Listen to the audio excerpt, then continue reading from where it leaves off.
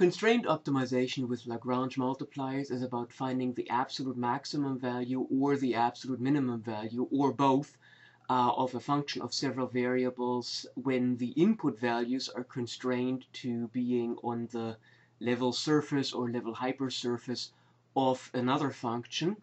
That leads to considerable computational difficulties because it typically leads to a system of nonlinear equations. We're going to take a look at that with an example for functions of two variables, and then we're actually going to recast in a problem that we talked about in the previous presentation using Lagrange multipliers, where we're actually going to see that the Lagrange multiplier approach simplifies the system of equations at least a little bit. Okay, so let's take a look at this.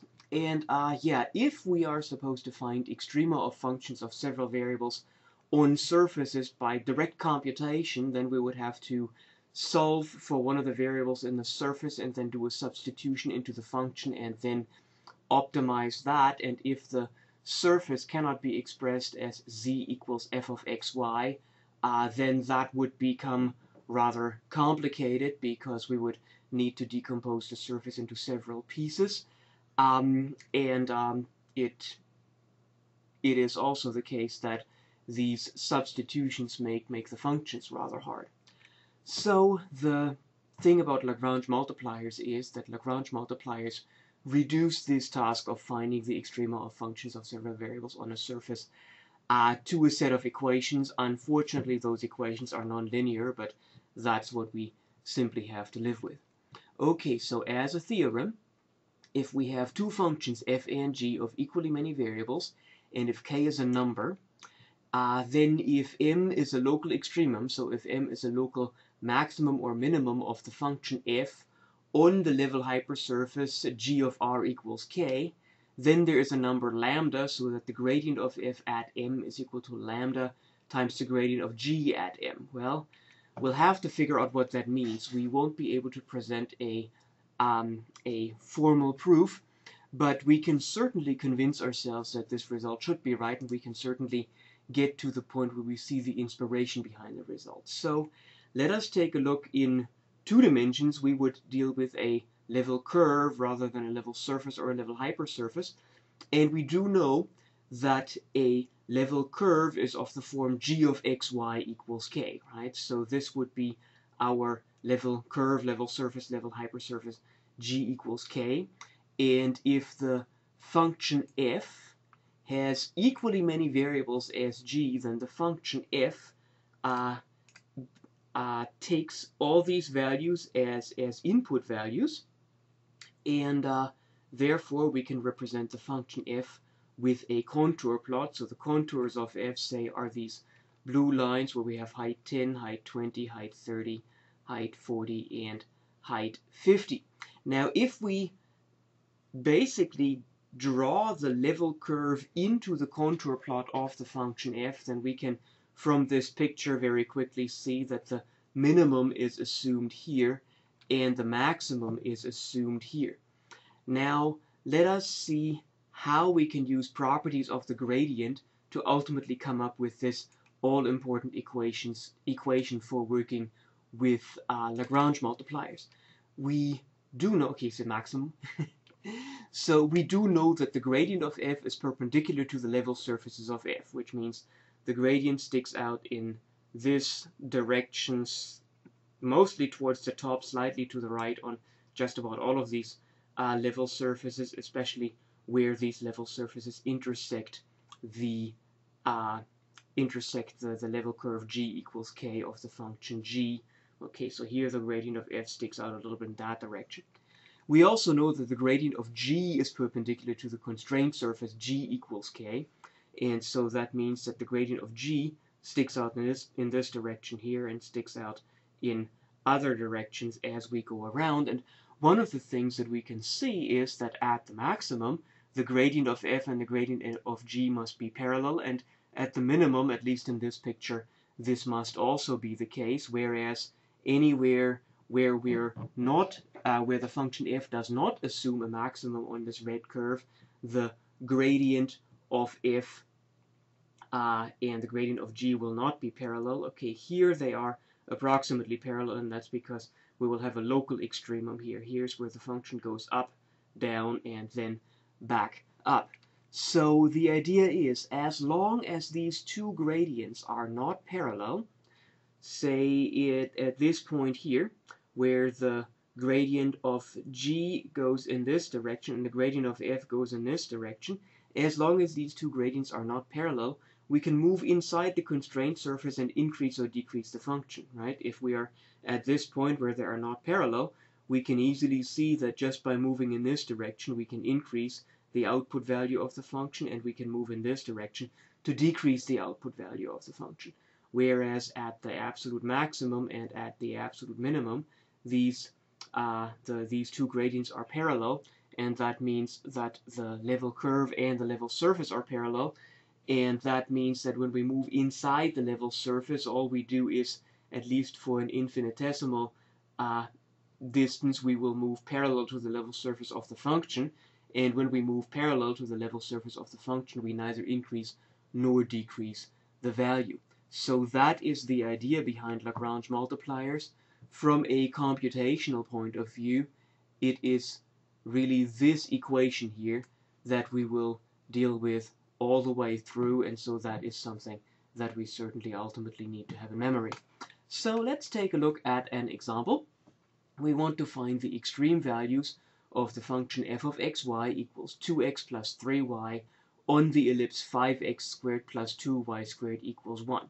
So if you want to visualize that, and I don't have a picture here, if you want to visualize that, f of xy is a plane that sits in three-dimensional space, but we are not interested in the whole plane, we're only interested in the values that this function assumes on this ellipse, which then basically gives us a graph of an ellipse that is tilted in space, and we are looking for the highest and lowest points on that ellipse if we're looking at a three-dimensional graph x, y, f of xy, where f and xy are constrained by this equation here. So to maximize and minimize this function, we consider the function f of xy. We consider our constraint. We really haven't been given an explicit g here, but we know if we set g of xy equals 5x squared plus 2y squared, and recall that that is supposed to be equal to 1, then this here is our constraint equation. And so to now apply this theorem about the Lagrange multiplier formalism, we need to take the gradient of f and set it equal to lambda times the gradient of g, where lambda is nothing but a proportionality factor, because as we had seen in the previous panel, we needed to have that the two gradients are parallel or antiparallel, and two vectors are parallel or antiparallel when they are multiples of each other. Okay, so we take the gradient of f, which should be 2, 3, and that has to be equal to lambda times the gradient of g, which is 10x plus 10x in x and 4y in y. And, well, that gives us the two equations, lambda times 10x equals 2, and lambda times 4y equals 3. And that's two equations for three variables, which is often a typical point where people say, well, what's going on here? I don't have enough equations for my variables. Yes, we do have enough equations for the variables, because the constraint is also an equation that needs to be satisfied. So we, in addition to the equations that we get from gradient f equals lambda gradient g, we also must have the equation g of xy equals whatever our number is. So here we have also the equation 5x squared plus 2y squared equals 1. So always remember the constraint as you do this stuff, because otherwise, invariably, you will end up with one too few variables. Okay, so now if we copy these equations over to the next panel, we get 5 lambda x equals 1 and 4 lambda y equals 3, I think. Or then x equals 1 over 5 lambda. Yes, 5 lambda x equals 1 means x equals 1 over 5 lambda. And if we solve the other equation for y, we get 3 over 4 lambda. And once we have that, we can use the constraint 5x squared plus 2y squared equals 1 and plug in the x and the y and solve for lambda. So we get 5 times 1 over 5 lambda quantity squared plus 2 times 3 over 4 lambda quantity squared equals 1. And that will give us 5 times 1 over 25 lambda squared, which is 1 over 5 lambda squared, right here. And we have 9 over 16 lambda squared times 2, which is 9 over 8 lambda squared. The whole thing is supposed to be equal to 1. And if I find common denominators, here the common denominator is 40 lambda squared, so that means this one here has to be multiplied by 8 on top and bottom, and this one here has to be multiplied by 5 on top and bottom. Well, 8 times 1 is 8, 5 times 9 is 45, so we get 45 plus 8 is 53, so we get 53 over 40 lambda squared equals 1, and that gives us lambda equals plus minus square root of 53 over 40. And so that just gives us the lambda, which, as I mentioned, is just a geometric quantity that comes out of the Lagrange multiplier formalism. What we actually want to have for the problem is what the values of x and y are, but if x and y are expressed in terms of lambda as they are here, then we're now just going to plug in the values for lambda to work things out. So we first use lambda equals square root 53 over 40. And if x is 1 over 5 lambda, well, then that means that x is 1/5 times square root of 40 over 53. And, well, 1/5 under the square root is 1 over 25. One of the 5's cancels. So 40 divided by 5 is 8. And 5 times 53 is 265.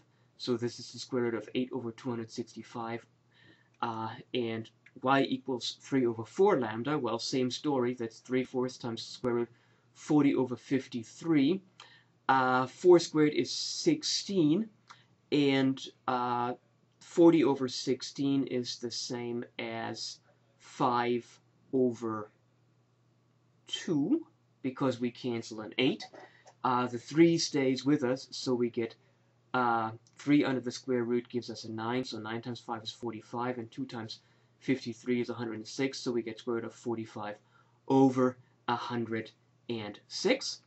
And the value of the function at square root of 8 over 265 and square root of 45 over 106, that's not something that I'd want to work out explicitly with fractions, even though I guess it is possible, because the square roots do go away, so it's not that bad. It's approximately 2.3022 anyway. If we work this out with lambda equals negative square root of 53 over 40, well, x is still 1 over 5 lambda, and everything stays the same as we had on the previous panel, except that we get a negative sign out front. Similarly, y is still 3 over 4 lambda. The only thing that has changed is this negative sign in the lambda, so we end up with negative 45 over 106 for the y value. And that also makes sense because this situation is symmetric when you replace x with minus x and y with minus y, because then you're still on the constraint curve and you simply get the negative of the value that you had on the other side. And so that means our f of negative square root 8 over 265 negative square root of 45 over 106 is, to no surprise, actually negative 2.3022, and that solves the problem. The absolute maximum value on the previous panel computed is 2.3022, and the absolute minimum value, as we see on this panel, is negative 2.3. It's negative 2.3022.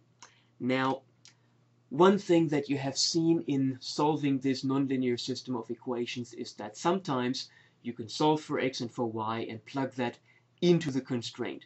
If that happens, great, because then you can figure out what lambda is. It doesn't necessarily always happen, so resist the temptation to read too much into these examples.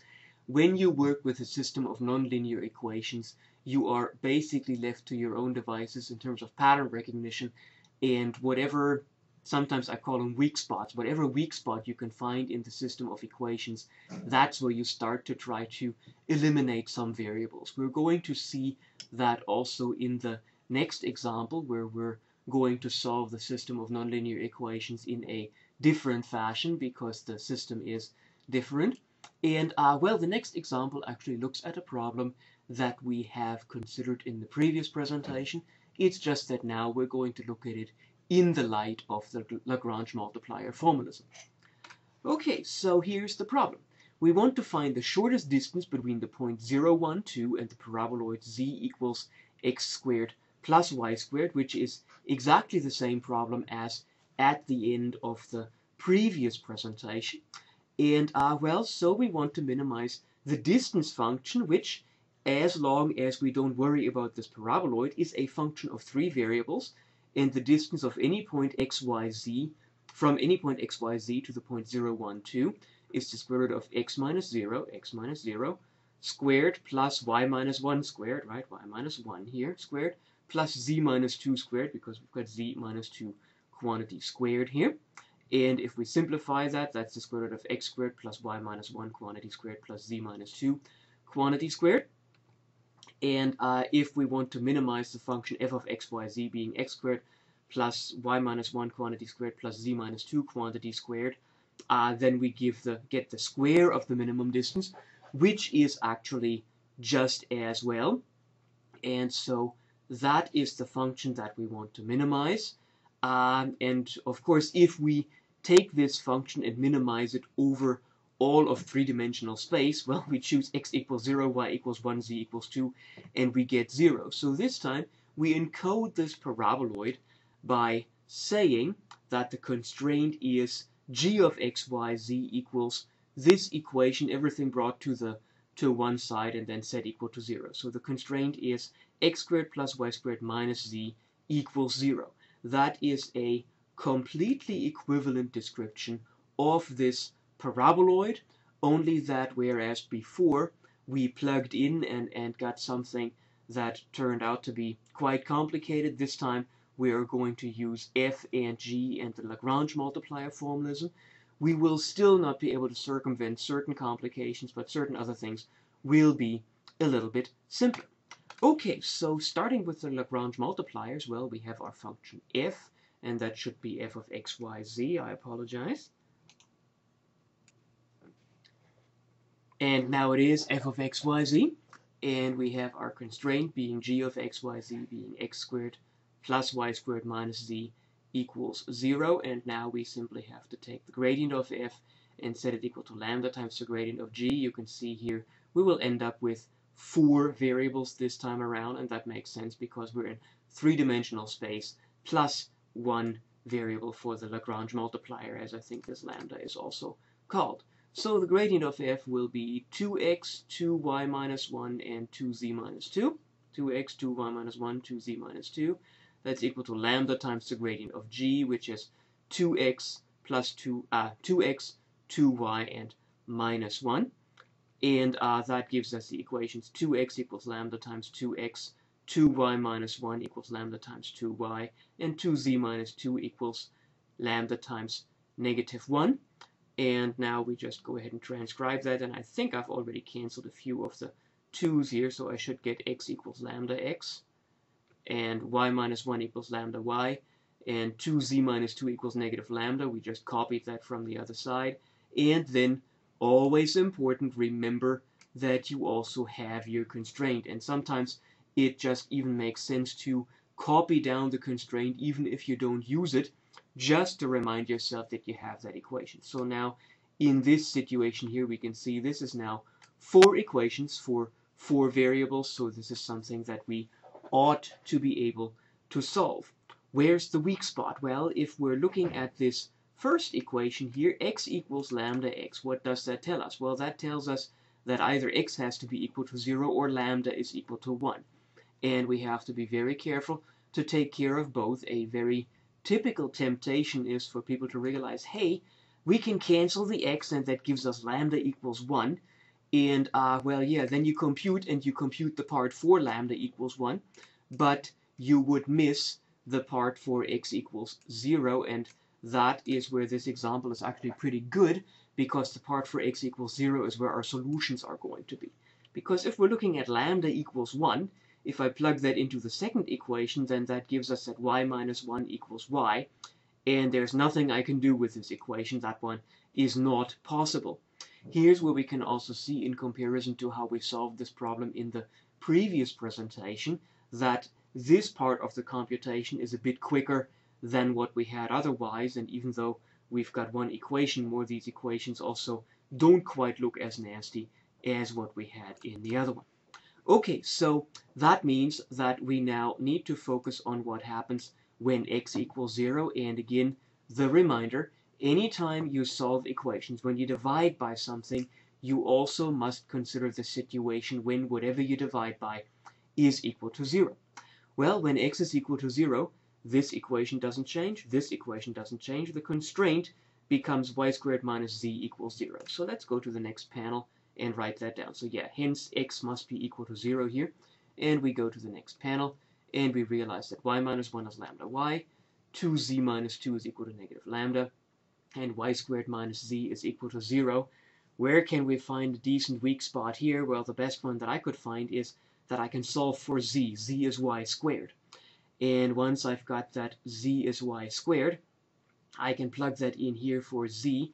So I end up with lambda, bringing the negative sign over, being negative, well, lambda is negative 2z minus 2, which we now know is negative 2y squared minus 2. And once I know what lambda is, I can plug that into the first equation. I end up with y minus 1 equals lambda, which is negative 2y squared minus 2 times y. And I can multiply that out, so I get negative 2y squared times y, which is negative 2y cubed, minus 2 times minus 2 is plus 4 times the y, which gives us the y at the end. And that gives us 2y cubed, if I bring it over, plus y minus 4y, so minus 3y minus 1 equals 0. And that's a cubic equation that we can solve, because we know that at y equals negative 1, we get 2 times negative 1 plus 3 minus 1, which is 0, which means that this equation must have a, that this left-hand side must have a factor y plus 1. And that means that with long division, I can get the remaining term here. And this is also something, then again, as I always say, if you see something like that in a text, what you want to do is you want to remember that, yes, with synthetic division or long division, I can work out what these terms are. And if I want to at least quickly double check that things are right, well, y times 2y squared is 2y cubed, plus 2y squared minus 2y squared gives us nothing with y squared. Minus 2y minus y gives us the minus 3y, and then plus 1 times minus 1 gives us the minus 1. So this is indeed correct. And then in terms of solving it, we realize that one solution is y1 equals minus 1, and the other solutions are that we use the quadratic equation on this one. Again, the reminder, do not use the quadratic formula for something like that, because it's not a quadratic, right? That's a cube up here, and so you can't mess with the quadratic formula on this one. But here, this is a straightforward quadratic, so we get that the solutions are negative b, so negative negative 2, which is 2, plus minus square root of b squared, 4, minus 4ac, so minus 4 times 2 times negative 1, which is plus 8 divided by 4. And I can, this is square root of 12, which is 2 times square root 3, so I end up with, after canceling a 2, 1 plus minus root 3 over 2 for the y's. And that's approximately 1.3660 and negative 0.3660. And, well, now here we go. For x equals 0, we have z equals y squared. And, okay, so we remind ourselves that x is equal to 0. We remind ourselves that z is y squared. We know that y is equal to negative 1 for one solution, and in that case, then z is equal to 1 from here. And the distance between the point 0, negative 1, 1, and the point 0, 1, 2, which is a candidate for the closest point, is root 5. Well, yeah, we get 0 minus 0, so that's nothing even if we square it. Negative 1 minus 1 is negative 2 squared is 4, and 1 minus 2 is negative 1 squared is 1. 4 plus 1 is 5. Taking the square root gives us square root 5, which is approximately 2.2361.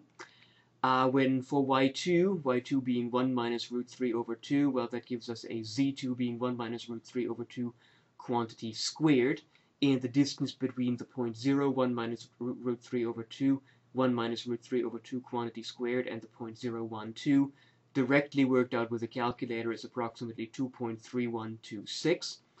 And for y3 being 1 plus root 3 over 2, then we get z3 being 1 plus root 3 over 2 quantity squared. Sure, we just straightforward plug in. And that gives us that the distance between this point 0, 1 plus root 3 over 2, 1 plus root 3 over 2 quantity squared, and the point 0, 1, 2, that distance is approximately 0.3879. Notice that after I found the points that minimize the square of the distance, I went directly into the distance formula, because that's what I wanted to minimize. So that means that what I've gotten here really is the shortest distance. So the shortest distance is the distance between this point and 0, 1, 2, which is approximately 0.3897, and that's already it. So what lies ahead of you is plenty of computation after setting up gradient of f is equal to lambda times gradient of g for probably just about every homework problem that you have assigned. The computations certainly will showcase some of the variety of how to solve systems of nonlinear equations. You need to use pattern recognition there. There are very few hard and fast rules. We have seen in these two examples, sometimes you can solve for the variables other than lambda and plug that into the constraint. That's certainly something that you can try. Other than that, look at the individual equations and see if some of them may factor, and sometimes you can also solve an individual equation for one of the variables and then start a substitution process from there. But the options are wide open, and that is the beauty as well as the challenge in this kind of stuff. On the job, meaning if you are really at some point in time supposed to solve an optimization problem and you end up with a model that uses Lagrange multipliers or something that leads to a system of nonlinear equations, well, you're going to use a numerical solver.